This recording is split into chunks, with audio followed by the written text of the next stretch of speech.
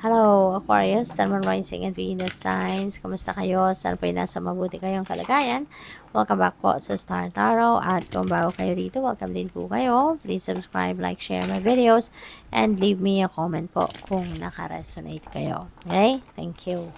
So, tingnan natin kung anong mga mensahe ninyo. First message po ninyo is for general life and we have strength. Ayan. So, baka kailangan ninyo dito na magpakatatag, ano? At tibayan ninyo ang inyong loob, tibayan ninyo yung inyong tibayan ninyo ang inyong dibdib, no? Para maharap ninyo ng maayos, mapagtagumpayan ninyo kung ano man ang difficult situation or tensionadong sitwasyon na po pwedeng kakaharapin ninyo rito. But it feels like to me, no, na you're going to be, yung parang magaan din ang inyong dibdib na harapin ang sitwasyon na ito. It may be tensionado, it may be mahirap, pero ano kayo, no? Parang magaan sa pakiramdam ninyo na kayang-kaya ko to. 'Di ba? Parang ganoon. Parang you are confident na you'll be able to solve it, you'll be able to patch up whatever kung ano man ang merong tensyon, no, na nagaganap sa pupuntahan ninyo. Kasi hindi necessary na kayo mismo ang directly involved sa sitwasyon na to. Hindi necessary na kayo mismo yung kunyari may problema, kayo yung may kaaway. Hindi naman ganoon, ano? Kasi parang relax na relax yung babae sa ibabaw ng leon na to. So, pwedeng papasok kayo dito as a mediator, no? So, pwedeng kayo dito magiging tagapagsalita or baka kayo yung magpapagitna, no, sa dalawang nag-uumpugang bato rito. Baka kayo dito yung mag-aayos, no? So, kaya kailangan nyo din na magpakatatag para hindi rin kayo na maapektuhan ng gulo nila, 'di ba? Papasok lang kayo dito para kayo ang mag-ayos, no? So, pwedeng ganoon ang sitwasyon diyan. So, sa inyong money career, we have Three of Wands. Wow, napakaganda nito kasi si Three of Wands, implementation stage na to ng plano ninyo. So, things are looking up. Napakaganda. Sumisinag yung araw sa inyo. So, things are going to look up for you sa ngayon. Magiging maganda ang inyong sitwasyon. May swerte. You know, you're going to be very lucky dito sa pag-i-implement ng kung ano man ang mga bagay na to na nagagawin ninyo or kung ano man itong mga pinaplano ninyo.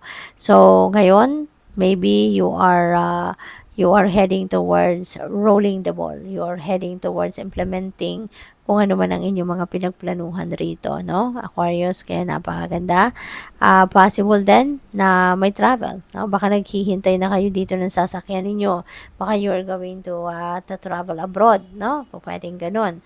Pwedeng, pwedeng expansion ng inyong pag-research, no? Para sa trabaho ninyo siguro or para sa pinaplano ninyong negosyo. Maybe you're going to travel because of studies, research, or pwedeng magta-travel kayo because of a job opportunity abroad. Pwedeng ganun. Kaya baka naghihintay na kayo ngayon ng sasakyan ninyo, naghihintay na kayo ng travel time ninyo or ng araw, 'di ba? Kung kailan kayo alis, so pwedeng yun na ang nilulook up ninyo sa ngayon. This is good fortune then, no? Kaya magsiswertehin kayo sa kung ano man ang sisimulan ninyong mga kaganapan sa ngayon. You can expect, no, a smooth sailing journey dyan, and you can expect success, no? Kasi, kunyari, magsisimula kayo ngayon habang nandito yung swerte sa inyong horizon. So, this is good luck sa inyo, 'di ba? Magiging maswerte ang pagpapatakbo ninyo ng sitwasyon ninyo rito. Kaya good luck po sa inyo. So, sa inyong relationships, we have Page of Swords. Ayan. So, baka nag-research kayo, no? Marami kayong inaalam na impormasyon. Marami siguro kayong inaalam na mga detalye, no? Baka meron kayong gustong isangguni rito sa inyong person, no? Baka meron kayong suggestion, baka meron kayong gustong i-push na plano ninyo para sa isa't isa, para sa relationship goals ninyo. So, pwedeng yung mga impormasyon na dadating sa inyo ngayon, baka ito yung resulta ng inyong pagre-research, pagtatanong-tanong, no, na makakatulong sa iyo kung paano ninyo kakausapin yung person ninyo, yung ganon. This also signifies, no, na kailangan na kapag nagko-communicate kayo sa person ninyo, be honest, no? Be honest with your communication, or be honest with what you're going to say, or kung ano yung nararamdaman ninyo, dapat yun talaga ang sasabihin ninyo, yung gano'n. Lalo-lalo na sa person ninyo, 'di ba? Kasi mahalaga na kung ano yung sinasend out natin na energy, 'di ba? Siguraduhin natin na maganda, maayos, kasi yun din ang babalik sa atin eh. 'Di ba? Kung open kayo, honest kayo sa pakikipag-communicate sa person niyo, you can also expect the same thing from your person. Na magiging honest din siya sa iyo, magiging open din siya sa iyo, 'di ba? Kaya this is encouraging you, no, to be open and honest sa inyong person sa pakikipag-communicate, para walang tendency na magtaguan kayo, walang tendency na magsinungaling kayo, yung gano'n. Kasi kung ano yung gagawin mo towards your person, for sure, one day ganun din ang ibabalik niya sa'yo. Okay? So, kuha tayo ng clarifiers dito. Aquarius, tignan natin kung ano pa mga mensahe para sa'yo. And before that, maraming salamat muna for subscribing. And if you haven't subscribed yet, subscribe na po kayo. Thank you. And also, there is a join button sa baba ng video. So, kung gusto po ninyong mag-member, yun lang po ang i-click ninyo. Thank you. So, we have King of Wands. Ayan, with the strength energy. Oh, siguro, baka meron dito nag-aaway na mga tauhan kayo sa trabaho. Baka subordinates ninyo, mga katrabaho ninyo, colleagues ninyo, baka yun ang merong pag-aaway, baka merong hindi pagkakaintindihan, kaya kayo yung siguro magpapagitna sa kanila, no?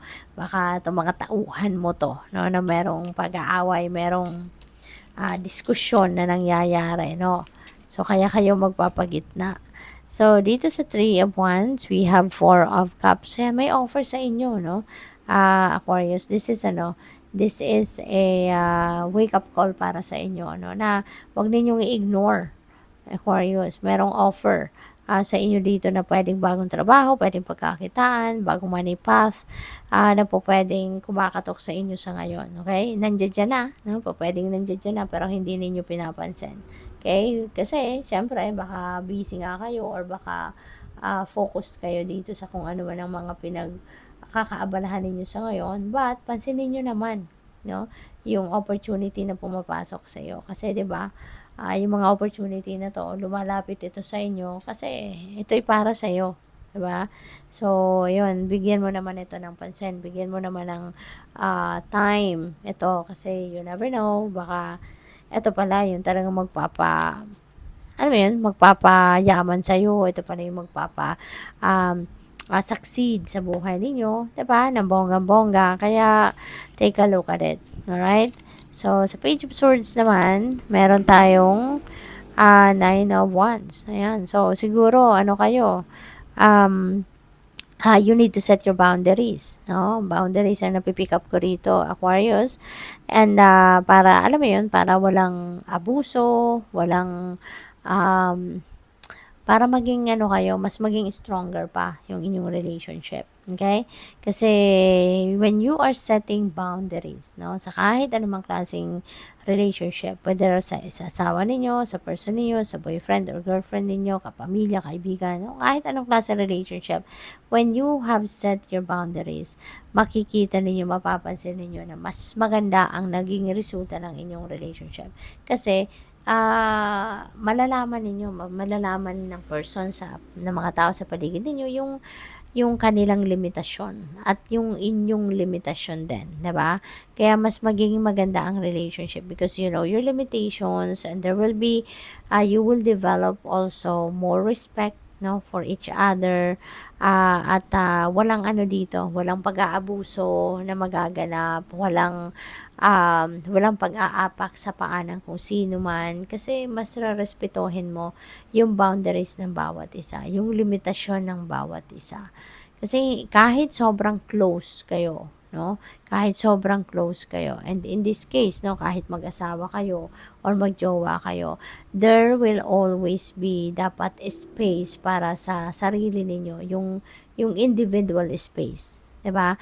Hindi pwedeng i-conquer natin ang space ng bawat isa ng ganun-ganun na lang. There is always a space para din sa bawat isa sa atin, 'di ba? May mga times na kailangan nating igalang 'yon, kailangan nating ibigay 'yon sa person natin, no? And in this case, kailangan ninyo ng boundaries. Alright? Hindi po pwedeng saklawan ng bawat isa, no, yung boundaries na binild natin para sa sarili natin. Kasi kailangan din natin ng panahon para sa sarili natin. Kailangan din natin ng space natin para sa sarili natin, 'di ba? So, tignan natin kung ano pa yung anong final message ninyo. We have flying free. Ayan, furl my wings and fly. Ayan. So, ang iba sa inyo dito, baka restricted kayo, no?